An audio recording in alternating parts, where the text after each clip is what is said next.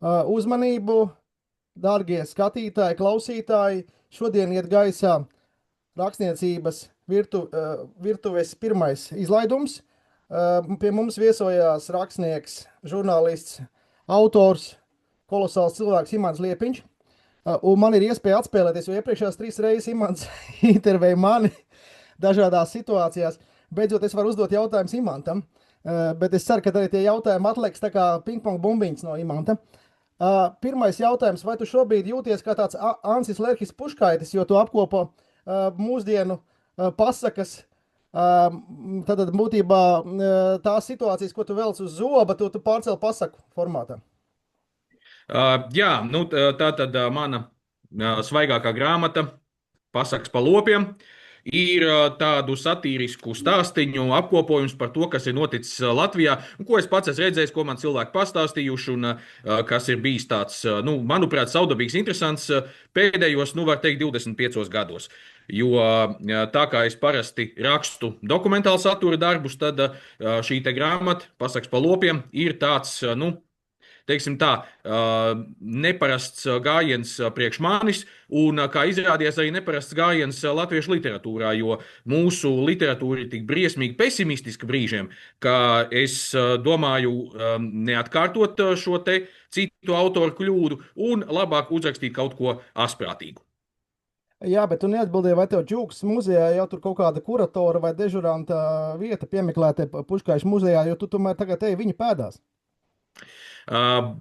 Es domāju, ka mēs paspēsim arī aizbraukt uz Džūksti un uz citām vietām ar kādu uzstāšanos, jo tagad tikko bija Tukumā galvenajā bibliotekā, un nākamais man ir jāaizbrauc uz savu bērnības pusi uz Zemīti, atgriezties, teiksim tā, pirms 35 gadiem es biju Zemītes bibliotekā kā lasītājs, nu es Jaunākais beidzot varēšu lasītājs. atgriezties kā autors.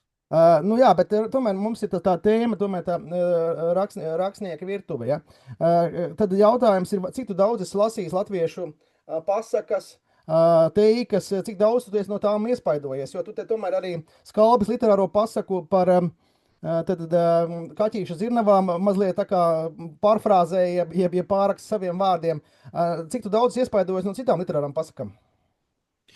Es domāju, ka tikpat ļoti, cik jebkurš cits latvietis, jo pasakas ir daļa no mūsu folkloras, teikas, nostāsti par seniem notikumiem senās vietās, kur arī tautas, teiksim, kolektīvā gudrība parādās. Nu, un, protams, šādas te literārās pasakas, tas ir atsevišķs žanrs, un jāpiezīmē, ka nu, šobrīd izdevniecība dienas grāmata ir aizsākusi tātad jaunu sēriju, kura pildīsies ļoti lēni. Saucās viņa Latviešu mūsdienu autoru teikas un pasakas.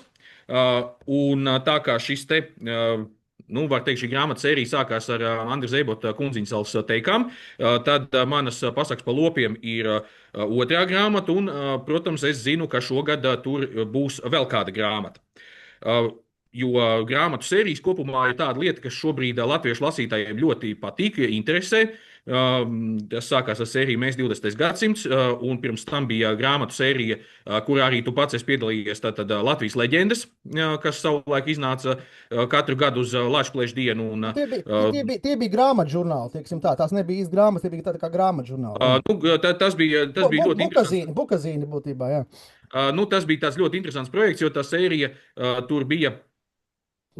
Tur bija biogrāfiski stāsti par svarīgiem Latvijai cilvēkiem un reizēm arī veseliem notikumiem. Nu, Un, labi, es nu, domāju, ka tā sērija tāpēc arī paliks un viņa nenovecos, jo tur ir stāstīts par tiem cilvēkiem, kas Latvijai kaut ko lielu un svarīgu jau ir izdarījuši.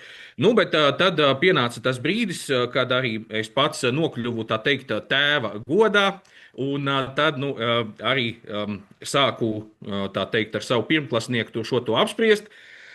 Bet šī te grāmata Pasakas pa lopiem, viņa nav domāta tā kā tieši vienam konkrētam vecumam vai bērniem. Drīzāk tie ir satīriski stāsti priekš pieaugušajiem par to, kas nu, mums te Latvijā darās. Nu, tāpēc Un man jautājums, līdz savam puikam vēl nonāksim, man jautājums ir, cik lielā mērā tu esi lasījis varbūt savā bērnībā, kamēr tu staigāji vēl zem galda, vecos daļus, ja, vai kā, vai, teiksim, tur Žaņa Ezīša un citus tos feļetonus, ja, vienkārši, jo tur ir tas feļetoniskais stils tomēr arī šajā grāmatā ļoti izpaužās. Tev ir asa mēle, kā rakstniekam, tad jautājums, nu, vai tu esi lasījis, vai tu esi, teiksim, ar to bērnībā inficējies jaunībā? Jā, nu, protams, tad, kad cilvēks sāk interesēt, kas apkārt pasaulē notiek, tad jau arī parādās interesi par humoru. Un tas nav tikai tādā līmenī, ka tu pavilk klasviedrus uz zoba. Un, attiecīgi, tad, kad es gāju skolā, tad bija populārs Andrijs Skailis. Un īsnībā man patīk arī Gunāra Cīruļa no iepriekšējām paudzēm humors. Tāpat arī 90. gados kļuva atkal pieejami un tika pārdrukāti Pirmās republikas laika feļetonisti. Un, tā kā var teikt, mums tā humora tradīcija ir bijusi, tikai viņi ir pārtrūkusi padomu laikā lielā mērā. Un, nu, tad, nu, protams, jā, bet tāpat, nu, teiksim tā, es arī daudz esmu skatījies ukrāņu humora raidījumus, un tāpat ir varbūt arī, teiksim tā, man ļoti patīk tas humora žanrs, kas nekādīgi nevar attīstīties Latvijas medijos. Latvijas mediju vidē tas ir, ka komiķi taisa raidījumus un aicina viens otru pie sevis uz raidījumiem un velk viens otru uz zoba. Uz paklāja, ja, teiksim, vai kādreiz ir tās politiķu lēles kaut kādas arī Ukrainā darbojās. Nu, viņi Jā, caur tas viss ir tam līdzīgi, bet es tomēr domāju, ka katram autoram ir iespēja savā unikālajā stilā nevis kopēt citus, bet piedot pat katram pašam ir jāatrod sava balss, kā pielikt notikumiem un to aprakstam kaut ko no savas personīgās. Viens no šiem te pasakās pa lopiem, viens no stāstiem ir savulaik es uztaisīju tādu literāru spēli, kas saucās Kā būtu, ja kaķīša dzirnaviņu darbība notiktu mūsdienās. Nu, un tad, attiecīgi, es iztēlojos, ka tur, nu, mūsdienās šīs te melnais runcis ir SMS kredītu uzņēmumu vadītājs, un kaķītis nonāk arī maksātnespējas administratoru varā un darbojās apsargu banda un tam līdzīgi. Līdz ar to es savulaik uztaisīju šo te stāstu. Es biju tā ļoti skeptisks, kā cilvēki pieņems to, ka visiem šis zināmais sižets, kāds mēģina izspēlēt mūsdienās. Tad es iedevu Vents balsī nodrukāt šo stāstu turpinājumos, un patiesībā sakot, tur pēc tam bija ļoti pozitīvas lasītāja atsauksmes, ka viņiem šī pieeja patikusi, un pēc tam arī Tukuma prozas fermentācijā konkursā, kas katru rudeni notiek, ko organizē Tukuma literāta apvienība. Turpat arī vienu gadu bija tieši tāds konkrētais uzstādījums, kā būtu, ja mēs paņemtu populāru stāstu un uzrakstītu viņam jaunas beigas. Un tad no turienes arī ir šajā grāmatā iekšā stāsts Tas pats Vanadziņš, kur notiek arī visiem zināmā stāsta darbības turpinājums tikai 10 gadus vēlāk. Un, protams, pārējie stāsti ir tādi veidojušies pilnīgi citādi. Viņi ir vairāk vai mazāk balstīti uz patiesiem notikumiem. Jā, bet parunāsim par tavu, tu esi tā ieskries, ka es nevaru neko uzdot. Tad, kā mēs runājam? Paga. Tu pats šoreiz gribēji, lai es šoreiz nevis uzdod jautājumus, bet stāstu. Tad norādīt šajā grāmatā pēcvārdā, ka pasakas par lopiem ir tapušas apmēram 4. gadsimta 25 gadu laikā. Bet es uzreiz papildināšu to jautājumu. Es vairākas reizes tev pagājušajā gadā zvanīju, pagājušajā gadā, aizpagājušajā gadā, un visu laiku vienmēr tu slīpēji kādu stāstu, vai tu biji aizbraucis uz Ventspils rakstnieku māju, tu kaut ko papildināji, kaut ko piekoriģēji, tad tur stilu rāvēji. Tad tev diezgan arī grūti, ja mokoši tas viss nāca. Nu, tas nebija tā, ka tā uz burju mājienu. Ja? Tāpēc jautājums ir, vai tu vienkārši mazliet nepārcenties tieši ar to slīpēšanu, varbūt tu izravēji kaut ko labu, sākotnējais ieceres tajā literārās rediģēšanas laikā? Es domāju, ka tas var gadīties, varbūt citi autori tā jūtās, bet es nekad, jo pašam autoram vienmēr ir jūtams, kad tas darbs ir gatavs un kad viņš nav gatavs. Un, ja kāds domā, ka rakstīt humoristiski ir baigi vienkārši, nē, tas tieši otrādi, tas ir grūtāk, jo vieglāk ir cilvēkus saraudināt, nevis likt viņiem smieties. Tas nu ir bijis, to jau sengrieķu autori secināja, un līdz pat mūsdienām tas tā ir palicis. Jo, ja tu gribi cilvēkiem iedot kādu, nu, teiksim tā, uzturēta lasītāja, tādu asprātīgu sarunu, kaut arī tikai no savas puses, tad būt interesantam ir daudz grūtāks darbs nekā, teiksim tā, padarīt cilvēkus bēdīgus. Labi, tad pārfrāzēšu to domu. Kad mēs gājām skolā apmēram tevi no 10 gadu nobīdi, bet mums skolā mācīja Lafontaine fabulas, ja, par dzīvniekiem, ja, par to, var sakot, kā viņi tur vēl kaut ko, un viņiem tur neiet īsti uz priekšu. Vai tev iespaidoja arī šādas, teiksim, klasikas, jau pēles arī, nu, teiksim, tavu varbūt sākotnējo radošo nodomu?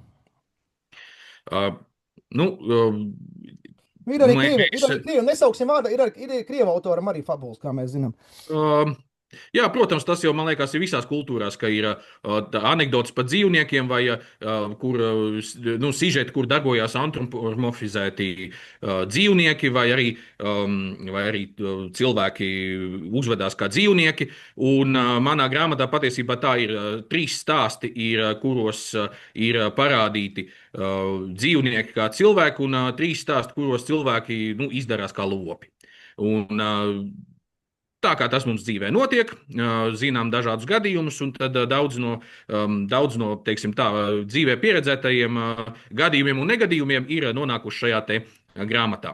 Kas attiecās uz to jautājumu par to, kāpēc grāmata top tik ilgi, es pēc būtības esmu dokumentālā žanra autors, es daudz esmu strādājis Ukrainā, es esmu uzrakstījis arī par to pieredzēto grāmatu Ukraina dzīvība nav un iekšā revolūcija, atsliecinieks stāsts, kur ir par karu Donbasā, kur ir par Krimas aneksiju, kur par Maidanu. Un tāpat es arī piedalījos kā līdzautors un literārais redaktors sējumā Ukrainas vēsturi. Tu biji arī sastādītājs. Nu, tā beigās iznāca, jā, ka man tur bija, teiksim tā, jāveic daudz, nu, tāds nopietnas darbs, lai šis, 400 lapu sējums, lai tur ietilpinātu visu Ukrainas vēsturi, kas ir attiecīgi daudz lielāka nekā mūsējām, tāpēc, ka vienkārši kā valsts lielāka, 20 reizes vairāk iedzīvotāji, un līdz ar to strādājot tieši, man jau bija doma strādāt pie šīm pasakām pa lopiem jau pirms 4 gadiem, bet tad sākās pilnmēroga iebrukums Ukrainā, un tad es zvanīju savai redaktorei Dacei Sparānei un teicu, man liekas tagad amorāli taisīt satīrisku stāstu grāmatu un likt, tā teikt, cilvēkiem piedzīvot jautrību attiecībā uz mūsu valstī notiekošo, ka tas ir amorāli brīdī, kad Ukraina cīnās uz dzīvību un nāvi. Bet pagāja 2 gadi, un bija redzams, ka paši Ukraiņi savā situācijā cenšas visu uztvert ar humoru, kur tas ir iespējams. Un tad es nodomāju, ka, nu, labi, pienācis ir īstais brīdis pieķerties un pabeigt šīs te pasakas par lopiem. Bet man visu laiku pietrūka viens stāstiņš. Un tad man pirmklasnieks pirms gulētiešanas sāka tur stāstīt sižetus pa 2 dažādiem lāčiem dažādās krāsās. Un tad man no tās idejas izvērpās un aizrakstījās beigās pats garākais no visiem stāstiem, kurš teiksim tā, kurš notiek Latgalē, un mums tur ir brūnais lācis Puncāns. Kontrabandisti. Nu, protams, un kur un šis te brūnais lācis Puncāns strādā uz autoveikalu, braukā pa pagastiem, izvadā pārtiku, bet pakluso izvadā arī visu ko citu. Protams, tad tur, tā kā man ir bijusi patiesībā iespēja daudzas reizes, dēļ darba medijos, man ir bijusi iespēja daudzas reizes būt uz robežas un arī, teiksim tā, lidot helikopteru par robežu un apskatīties, kā tur viss notiek, tā robežas izbūve un uzlabošana un arī iepazīt Latgali no iekšienes, tad tāpēc es tā ceru, ka man ir izdevies atainot to Latgali tādā pozitīvā gaismā. Labi, tas nozīmē, ka mums Latvijā rakstniecībā ir divi latgales speciālisti, Aldis Bukšs, latgalietis, un Imants Liepiņš, kurš lidojas helikopterā un novērojas kontrabandistus, kā viņi rosās ar savām kontrabandas schēmām. Un, kā zināms, tur arī kādreiz bija Lūdzas avīzē, tu biji arī redaktorē, tā kā padomnieks un tā mazliet. Tā kā. Bet man ir jautājums tāds, vai tu puikam, tā kā, nu, kā līdzautoram arī kaut kādu honorāru izmaksāji, vismaz saldējumā, tur aizvedit viņu uz McDonaldu vai kā. Nu, viņš tomēr ir līdzautors, viņš tev to ideju, svarīgāko ideju garākajam stāstam pasvieda. Es domāju, ka viņš par to arī būs vēl arī turpmāk priecīgs. Jā. Jo tad, kad viņš izaugs un tad, kad viņš varēs, nu, teiksim tā, kad viņš varēs izlasīt 150 lapas bez vecāku palīdzības, ka tad viņam būs tas īstais prieciņš par to, ka viņš ir savulaik palīdzējis izdomāt šo te stāstu. Nu, protams, jā, skaidrs, ka es esmu Dēliņam pateicīgs par to, un, protams, ka es par šo palīdzību es viņam atvedu pandu lāci no Ķīnas. Labi, Nu, tad man pēdējie iebāzt, protams, man ne jau. man pēdējie trīs jautājumi, lai mēs mūsu skatītājus nenogurdinātu, lai nebūtu pārāk garšas viss. Tad viens jautājums ir tāds, kad kāda izskatās tava kā rakstnieka diena, ja, jo pirms šīs sarunas ēterā tu skrēji lejā pagrabā kurināt krāsni, tāpēc, ka šobrīd ir Rīga un Latvija sasniedz rekorda augstums, ļoti, ļoti barga ziema. Un kā tu no rīta, tu, teiksim, uzvelc halātu, ietērpies mīkstajās šķībās, iekurini virtuvē savu malkas plīti, vai tad jau tev nāk pirmās domas, nezinu, jauniem stāstiem, aizmetņi, nosaukumi, kur tu vari tālāk jau virpināt aiz tās diedziņa un tas šķetināt tālāk. Kas ir tavs tās radošo atklāsmes stundas, ja, vai tas ir rīts vai vakars, kā ir ar tev radošo virtuvi? Darba dienā man ir ļoti vienkārši. Es ceļos 6:30, jo man pirms 8 dēlam ir jābūt skolā. Viņš vēl ir pietiekami mazs, lai vienu pašu nelaistu uz skolu. Tad pēc tam es pa dienu strādāju, daru, ko visu darbā vajag, un tad man 4 ir jāsavāc Dēliņš no skolas. Tad mēs mājās gaidām mammu, kamēr viņa pārnāks no sava darba, un tad pēc. Un, ja man paveicās, tad kaut kādā 8, 9 vakarā, tad es varu paņemt datoru, uziet augšā 2. stāvā un tur kādu stundiņu vai pusotru vienatnē pastrādāt pie literāriem darbiem. Un, nu, brīvdienās, protams, tad ir jāpavada laiks ar ģimeni, tad grāmatas var lasīt, bet ne rakstīt. Bet kopumā, kas attiecās uz rakstības metodi, neatkarīgi no tā, kādā žanrā man ir darbs, es vienmēr uzrakstu kā pašu pirmais uzrakstu visu beidzamo pēdējo teikumu. Jo, nu, protams, es viņu neuzrakstu uz papīra, bet es izdomāju, kāds viņš būs. Un tad es kaut vai vairākus gadus, tad es lēnā garā strādāju, lai varētu līdz tam pēdējiem teikumam tikt. Jo ir vajadzīgs redzams mērķis, konkrēts beigu posms, jo citādi var aizrakstīties, nezinu, kur izdomāt tur visādas līkločus, vai dokumentālā darbā salikt briesmīgi daudz nevajadzīgas sīku smalku informāciju iekšā, ko pēc tam, ko lasītājs nemaz negrib redzēt un ko viņš tāpat nesaprot. Un vajag atstāt to daļu, kam ir nozīme, kam ir jēga. To būtisko. Pēdējie 2 jautājumi burtiski, lai tev arī neaizkavētu, man arī vēl te dienas aplānot. Tad jautājums ir, pie kā tu mācījies prozas meistardarbnīcā, kas bija tavs skolotājs, kurators, no kura tu ieguvi kaut kādu to dopingu sapratni, ka no tevis tiešām sanāks literāts? Es jau tad biju, jā, es tiešām, tad, kad izveidojos Literārā akadēmija, pirmajā gadā es nepamanīju, ka tāda ir, un tāpēc es iestājos 2. gadā. Tad vispirms es pabeidzu dzejas meistardarbnīcu pie Amants Aizpurietes, un pēc tam nākamajā gadā es mācījos pie Gunta Bereļa prozas meistardarbnīcā. Tas bija ļoti interesants un vajadzīgs moments. Un es vienmēr iesaku mācīties Literārajā akadēmijā, kaut vai tāpēc, ka tur katru gadu sanāk absolūti raibs sastāvs ar visāda vecuma un dzīves pieredzes cilvēkiem. kas visi grib uzlabot savas rakstīšanas prasmes.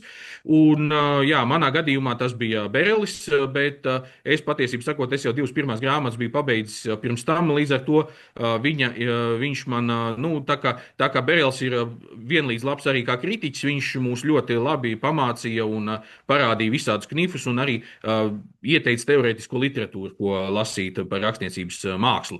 Tā kā tas viss bija ļoti pareizi un pozitīvi. Kas man nepatīk, ka literārajā akadēmijā tiek mācīta prozas prasme tieši liekot jauniem autoriem slīpēt īsos stāstus. Nu, bet to mēs šodien neizvērsīsim. Es zinu, īstais stāsts ir, kā saka, slidens un mirstošs žanrs, tāpēc par to īsti. Lūk, tur tā problēma. Tāpēc katram, kurš gribētu arī uzrakstīt sakarīgu grāmatu, es ieteiktu neskatīties uz īsajiem stāstiem, bet skatīties uz nopietnākiem, garākiem sižetiem un nopietnākiem, garākiem darbiem, jo mūsdienās lasītāji ir pietiekami labi izglītot, viņi ir daudz lasījuši un viņi ir pietiekami zinoši. Viņiem īsais stāsts, kā žanrs, principā var neinteresēt, jo cilvēki grib lielas, biezas, pamatīgas grāmatas, kurās var izbaudīt atmosfēru un kurās var redzēt tēlu attīstību. Labi, es saprotu. Tad mums ir pēdējais jautājums, burtiski, Imanta.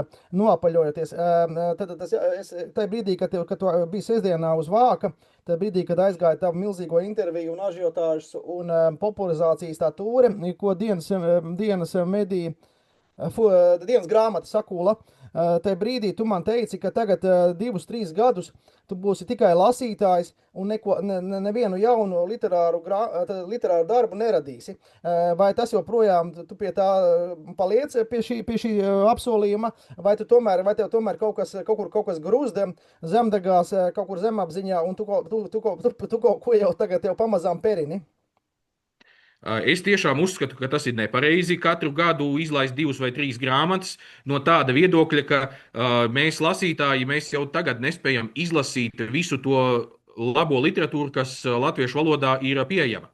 Un, jo mūsu problēma ir laika trūkums izlasīšanai. Mūsu problēma ir tā, ka mums ir pa daudz labu grāmatu, nevis daudz sliktas grāmatas. Un, tāpēc katram autoram ir briesmīgi jācenšas, lai izceltos uz šī fona, lai lasītājs viņu vispār pamanītu, un galu galā tas nenāk pa labu nevienam. Tāpēc es tiešām domāju, ka pieturēties pie prakses, ka viena grāmata 3, 4, 5 gados, ka tas nav tas sliktākais variants. Un es, protams,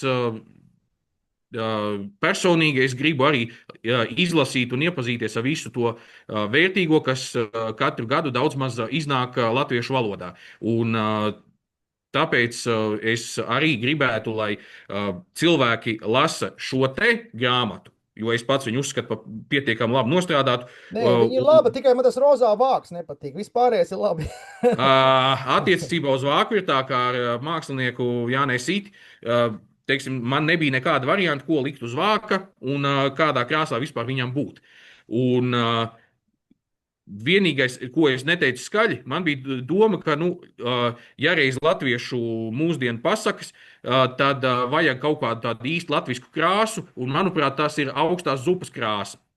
Un Esītis bija izdomājis neatkarīgi, ļoti līdzīgi toni, neatkarīgi no manis, un tāpēc no tā mēs varam spriest, ka laikam jau tas ir tas pareizais tonis, kāpēc pasakām pa lopiem ir vāks augstās zupas krāsā. Nu labi, tad novēlam visiem lasītājiem, kam garšo augstā zupa, un man arī garšo, tad nogaršot šo Imanta Liepiņa veidoto augsto zupu.